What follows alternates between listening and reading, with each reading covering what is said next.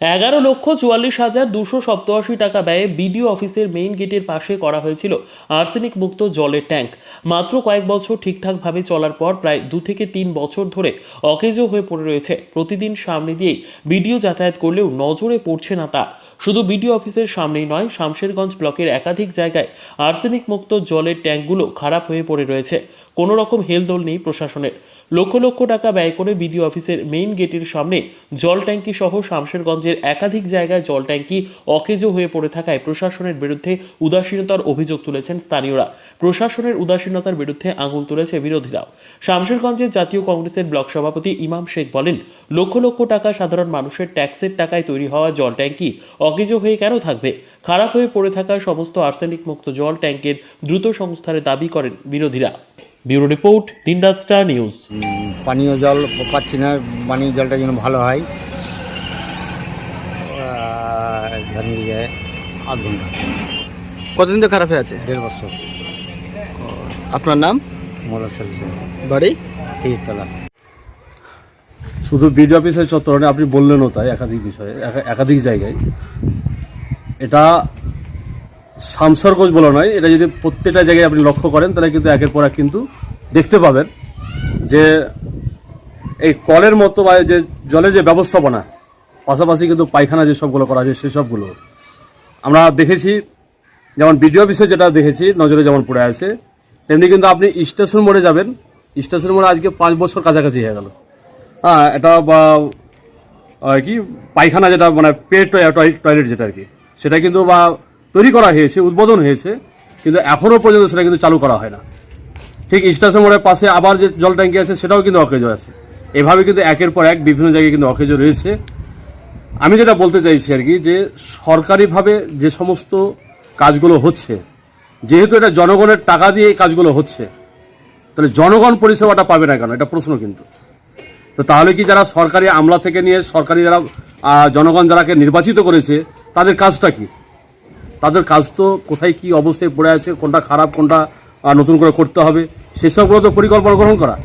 কিন্তু তারা দেখুন যে শুধু পকেটেস্থ ছাড়া, মানে এটা সবচেয়ে লজ্জার বিষয় যেটা আর কি, যে বিডিও অফিস লাগোয়া যে মানে 50 কি খুব জোর 10 থেকে 15 মিটার দূরে হবে বিডিও অফিস ঢুকতে, যেটা মানে যে এইটা জলে যে আর্সেনিক মুক্ত যে জলের ব্যবস্থা, এবং স্টেশন মোড় যেটা কিন্তু বিডিও অফিস থেকে 1/2 কিলোমিটার দূরে নয়।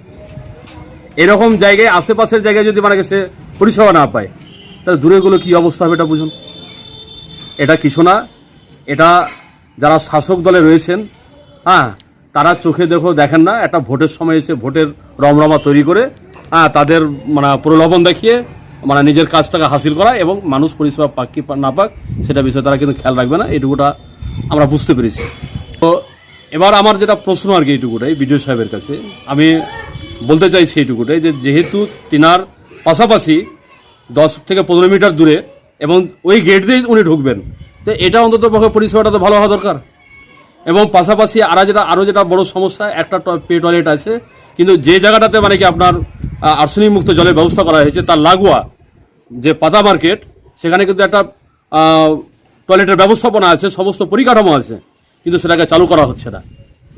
তো এটা যে পাতা মার্কেট যে মানে বিডিও অফিসের মাধ্যমে এটাকে করা হয়েছে আর কি, তো সেটাও কিন্তু ব্যবস্থাপনা নিচ্ছেন না। তা আমি জানাতে চাইছি এটুকুটা আপনাদের মাধ্যমে, যেসবগুলো এখনও পর্যন্ত সরকারি সম্পত্তি মানে তৈরি হয়ে আছে, সেটাকে ভালোভাবে যেন জনগণের ব্যবহারে লাগে, সে বিষয়ে কিন্তু বিডিও সাহেবকে আপনাদের মাধ্যমে জানাতে চাইছি। আমার নাম মোহাম্মদ ইমাম শেখ, আপনি শামশেরগঞ্জ ব্লক কংগ্রেস কমিটির সভাপতি। দেখুন, এখানে শামশেরগঞ্জে আমি বহু জায়গায় গেছি, গ্রাম্য এলাকাতেও গেছি, বহু রিজার্ভার নির্মাণ হয়েছে, সেটা পার্মানেন্টলি সিমেন্টের হোক বা সিনটেক্স বা কোনো রিজার্ভার দিয়ে হোক।